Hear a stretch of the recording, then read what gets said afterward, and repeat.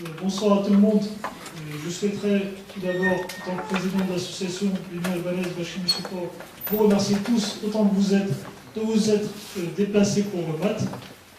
Je vois que Lausanne et Genève sont bien représentés ce soir, et cela me fait très plaisir, notamment du fait que je prends la mesure ce soir du travail accompli ces 2 années à Lyon et de tout ce que nous avons réalisé ensemble en cet anniversaire de l'association. Mesdames, Messieurs, nous sommes heureux de vous accueillir pour écouter Mathieu Aref, venu spécialement de Paris pour nous faire partager des connaissances nouvelles, jugées explosives par certains, sur les origines des Albanais et de leur langue. Merci à tous d'avoir pris la peine de venir en ce dimanche de week-end. L'honneur m'est échu de vous présenter ces grands chercheurs indépendants dans un petit texte que j'ai intitulé « Mathieu Aref ou la mémoire albanaise retrouvée ». Mathieu Aref ou la mémoire albanaise retrouvée. La personnalité intellectuelle de Mathieu Aref n'est pas isolée, mais trop rare. Albanais du Mat par ses parents, il naît en Égypte en 1938 et doit son nom d'Aref à une erreur du scribe égyptien, car c'est le prénom de son père dont le patronyme est Kanamiti. Il effectue ses humanités en Égypte dans des établissements français, dont la Mission française, patronnée par l'Académie de Lyon, puis passe son diplôme d'architecte. C'est donc un Albanais égyptien, baigné dans le cosmos français, marié en France, où sont nés ses 4 enfants, finalement naturalisé français en 1975. Pour parachever le tout, il a fraîchement soutenu une thèse de doctorat en janvier 2012. C'est donc un cosmopolite, un citoyen du monde, parlant bien sûr l'albanais, l'arabe, mais aussi l'italien et l'anglais, qui va nous entretenir des insaisissables pédages. Il nous fait l'honneur d'écrire tout naturellement ses livres en français, langue dont on ne dira jamais assez qu'elle est un phare planétaire sur l'horizon de la démocratie.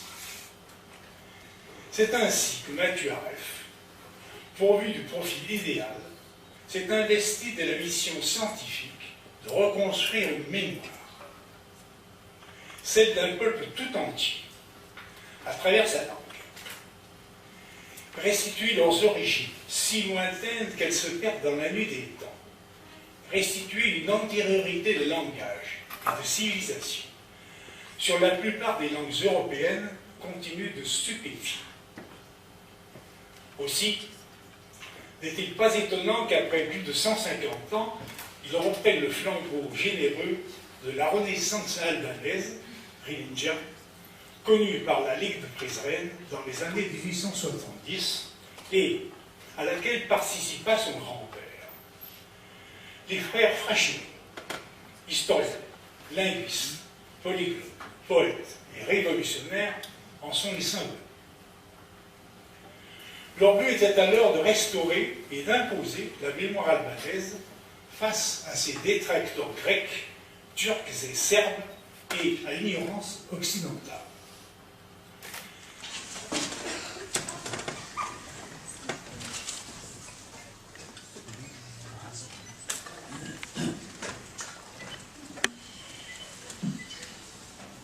Bonjour à tous et merci d'être venus, surtout qu'il y en a qui viennent de très loin. Et je les remercie de tout mon cœur. Tout d'abord, je remercie M. Gilbert Garde, qui a fait un remarquable discours sur mes livres et ma personne. Et je le remercie infiniment.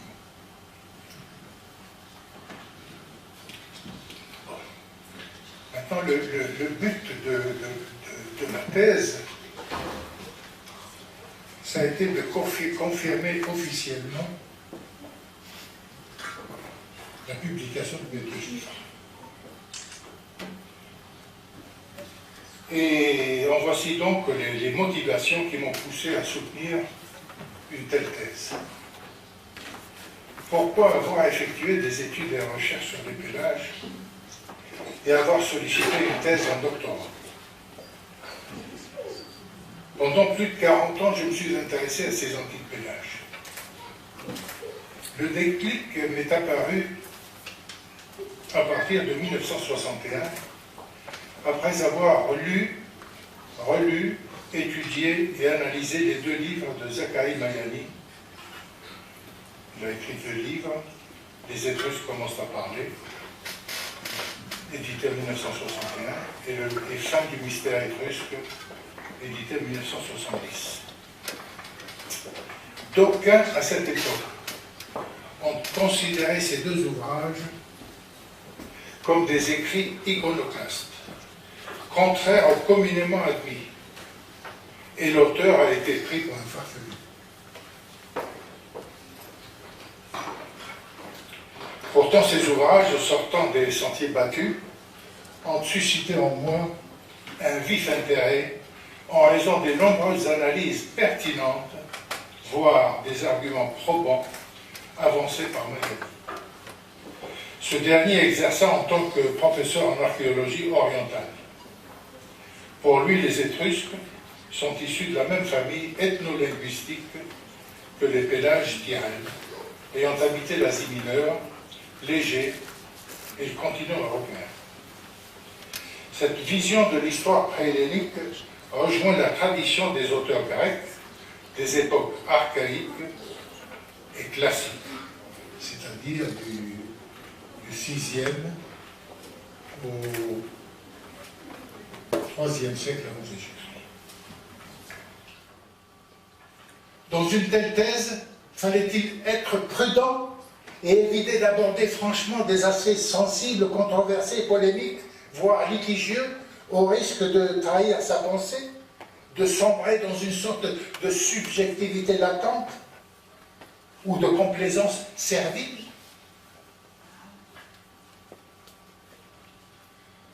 J'ai donc voulu rester moi-même, faire le travail d'un chercheur, épris de justice, de neutralité et d'objectivité, garder ma liberté d'expression, mon honnêteté intellectuelle, sans a priori et sans être influencé par une quelconque idéologie ou parti pris, voire toute étude approximative, aléatoire ou insuffisamment argumentée ou documentée. Je ne me suis pas laissé influencer par tout ce qui a été écrit. Sinon, ça aurait dénaturé le fond même de mes recherches. Enfin, cette étude sur les pélages contribuera à une meilleure compréhension de l'histoire préhellénique et archaïque de la Grèce et à réhabiliter ce vieux et grand peuple à l'origine de notre civilisation occidentale. Cela aura le mérite d'ouvrir le débat sur la question des origines de la civilisation de la culture grecque. Je conclus par cette célèbre réflexion de Karl Gottfried Müller, extraite de ses Prolégomènes publiés en 1825, bien que je ne sois pas toujours d'accord avec lui sur d'autres plans. Il disait « Plus l'intelligence pénétrera dans l'histoire de la Grèce, plus l'attention se reportera sur l'élément pélagique sacrifié jusqu'ici. » Merci.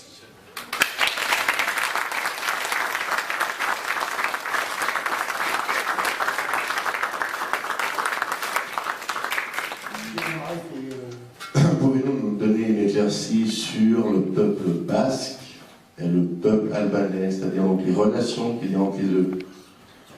Et à quel moment, apparemment, les Pélages auraient ou se seraient installés dans le Pays basque? Les Pélages, les Basques.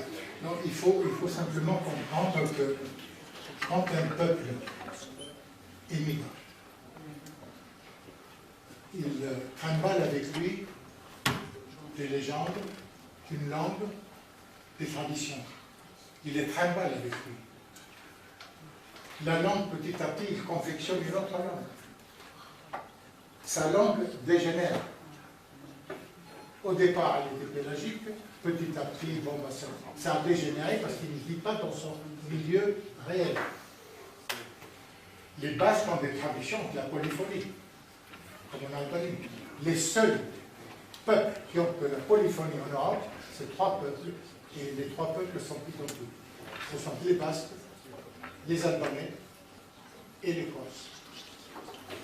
Les Corses, la Corse était occupée par les Étrusques. C'était une île étrusque. J'ai déchiffré 86 mots basques d'après l'albanais. C'est pas rien. Mais c'est pas toute la langue, parce que la langue, elle a dégénéré. Ce sont les vocables les plus anciens qui sont restés, qui ont résisté. Il y a des mots qui restent, qui résistent. On ne sait pas pourquoi, mais ils résistent. Donc, quand on prend ces mots-là, quand on les voit, on dit, ah oui, effectivement, c'est intéressant, ça ressemble bien, et tout. Bon, mais il ne faut pas non plus, comme beaucoup d'Albanais le font, dire, ah, les Basques, c'est des Albanais. Mais non, ça n'a rien d'albanais, ça. Il ne faut pas tout mélanger. Moi, je lis certains qui écrivent, ah oui, mais les germaniques, la langue germanique, c'est de l'albanais. Non, il faut rester sur terre. Donc, cette langue basque-là, elle a dégénéré. Parce que le fils Pélade, il allait de l'Atlantique à la mer Noire. Les Basques sont restés là parce que c'était les Ibères. Les Ibères, ils te parlent. Ils parlent. Ils parlent et ils m'dar. Les Pelasmes. Ils Ibères. C'était les ancêtres des Basques. Mais voilà, quand on veut prouver, il faut apporter des arguments, il faut éclairer. Moi, je n'arrête pas d'éclairer. D'éclairer l'histoire, d'éclairer la linguistique, pour essayer de comprendre quelque chose, parce que quand on n'est pas spécialiste, on n'est pas pareil. Donc, pensez-vous qu'un jour, il y aura dans les manuels scolaires, surtout par rapport à l'histoire, la vérité? Oui, un jour, oui. Il y a un Albanais qui m'a dit un jour, il m'a dit, Monsieur Aref, après votre mort, vous serez compris. Et non, c'est quoi faire alors? Alors donc, comme je vais mourir bientôt, alors ça sera pour bientôt.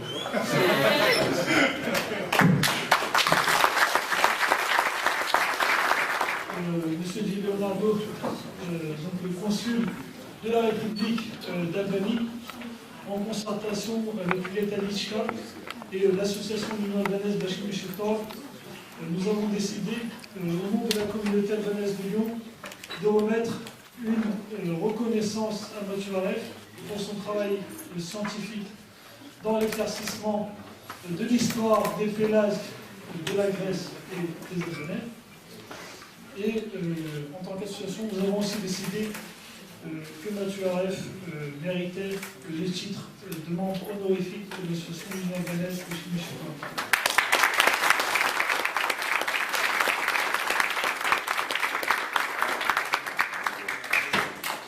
Avant de féliciter Mathieu Aref, je voulais féliciter les dirigeants et les responsables de l'association pour avoir organisé cette manifestation qui était très très intéressante. Je suis arrivé un peu tardivement parce que j'ai des obligations, mais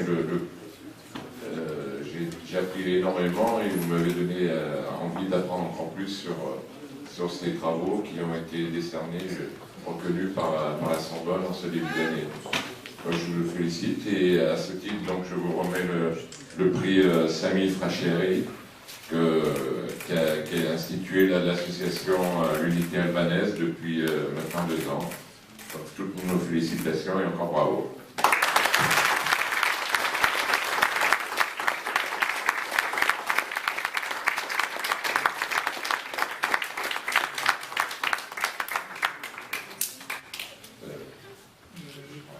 Je voulais annoncer aussi au début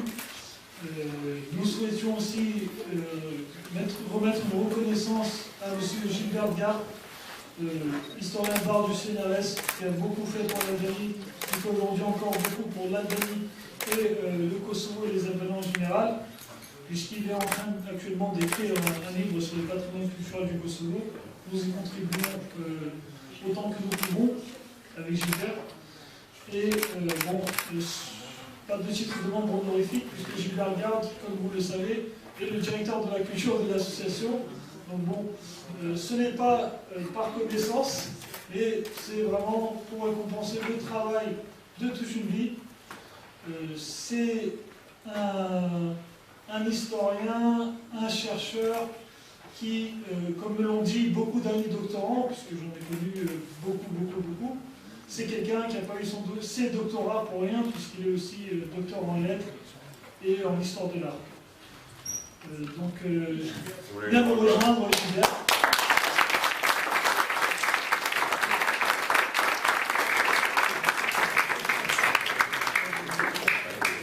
Voilà, je vous remets donc le prix Samir Fracheri de l'association l'Unité albanaise pour l'ensemble de votre œuvre et en souhaitant que vous continuez pendant longtemps à nous aider à promouvoir l'image de l'Albanie et des Albanais.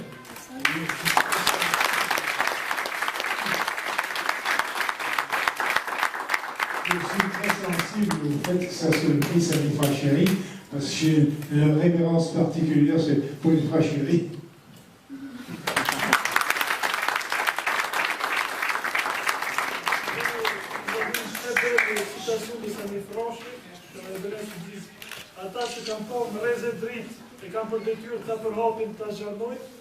En français, ceux qui ont aperçu un rayon de lumière ont pour devoir de l'élargir, de le répandre. Et c'est vraiment ce que font Gilbert.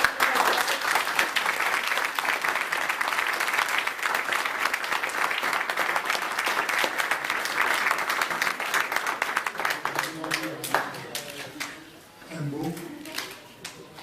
Je félicite les dirigeants ici présents de l'association Bashki Mishtikar, qui font un travail extraordinaire. Peut-être, c'est même pas peut-être, c'est unique en France. Et c'est un honneur pour tous les Albanais. Et je suis fier d'être ici aujourd'hui. Merci beaucoup.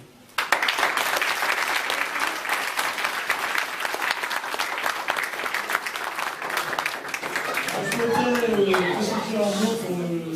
Gilles Leonardo.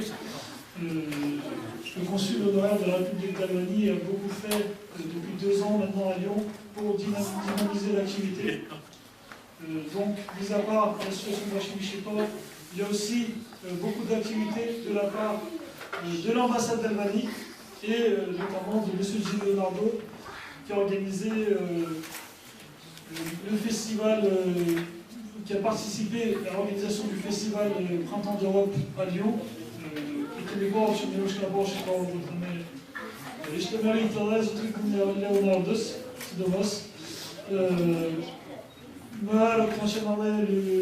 le festival Langue du Monde en 7 ans.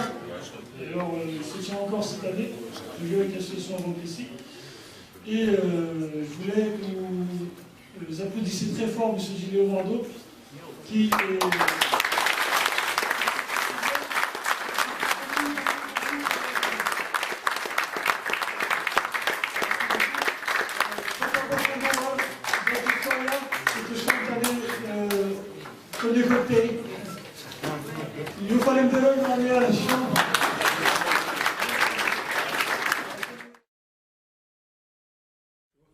Vous êtes historien, chercheur, écrivain, photographe, membre également de l'association Bashki Mishtikar. Pouvez-vous nous dire ce que vous avez pensé de cette journée, de cet événement? Eh bien, écoutez, c'était assez réjouissant. On a appris beaucoup de choses. Monsieur Aref avait bien travaillé. Il a fait des choses qui étaient inédites, si on peut dire, dans tous les sens du terme.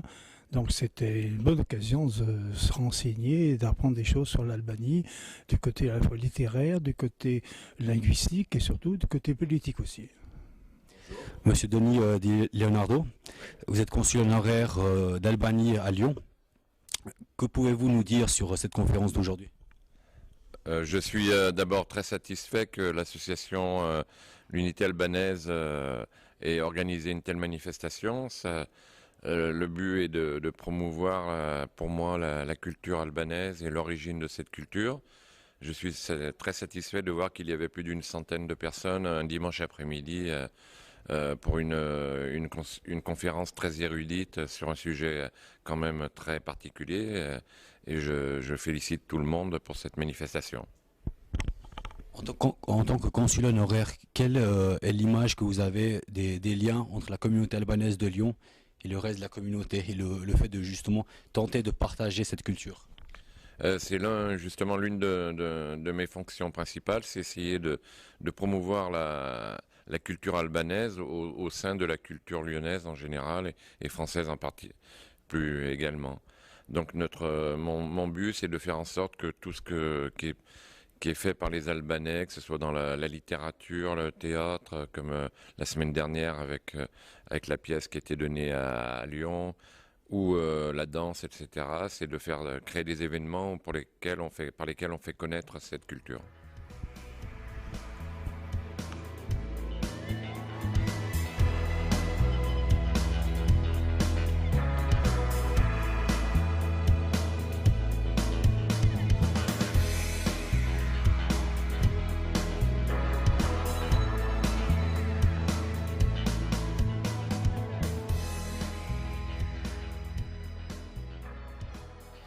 L'obtention de votre doctorat à l'université de la Sorbonne avec pour sujet de thèse recherche sur les pélages, à l'origine de la civilisation grecque, fait suite à plusieurs années de recherche historique que vous avez menées et à quelques livres dont les plus connus sont Albanie, Histoire et Langue ou L'incroyable Odyssée d'un peuple préhellénique et Grèce, Mycénien égale Pélage ou La solution d'une énigme que vous avez publiée. Concrètement, pour que tout le monde comprenne, quelle est l'idée défendue de votre thèse? L'idée défendue, c'est simple. J'ai écrit 2 livres, j'ai soumis une thèse. C'est simplement pour réhabiliter un peuple et rétablir la vérité historique. Que défend la thèse? La thèse défend l'historicité des pélages dans l'ère balkano-égéenne et confirme, argument à l'appui, que les Grecs n'existent pas avant le 8e siècle avant Jésus-Christ. D'accord. Justement, lors de votre première publication sur ce sujet, plusieurs personnes ont attaqué avec véhémence en essayant de discréditer votre personne et vos théories.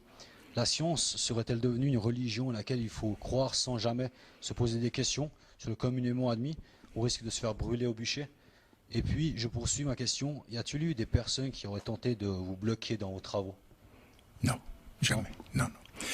Jamais. Puis, il n'est pas encore né celui qui un jour risque de me bloquer. Non, mais la plupart de ces gens-là, ce ne sont pas de vrais historiens déjà.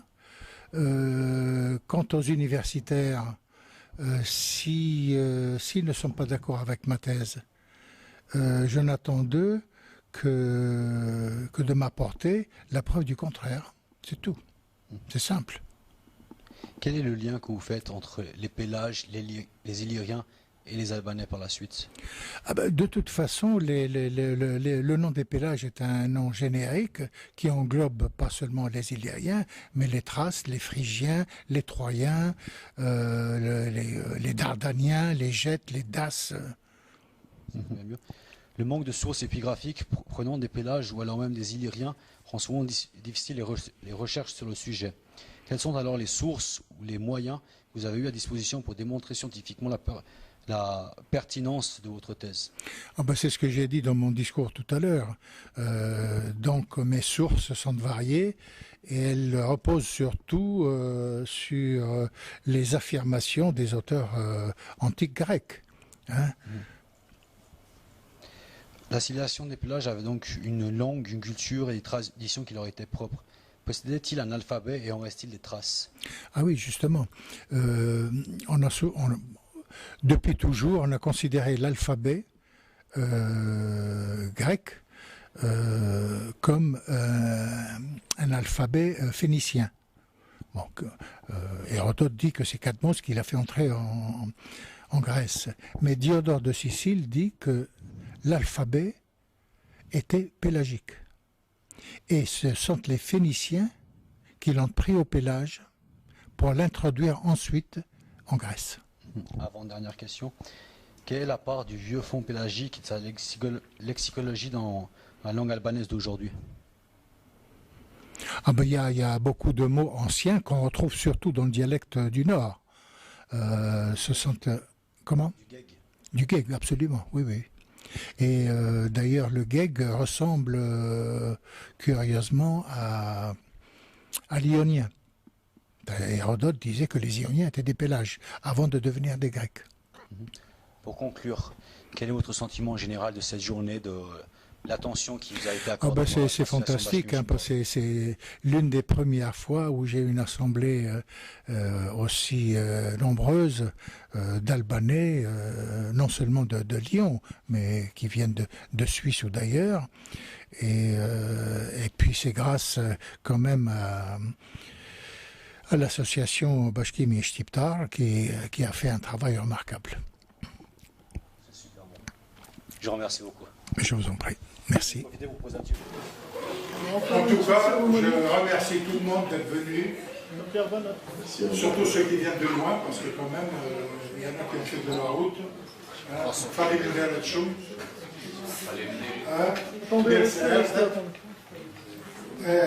Alors, je suis à moi la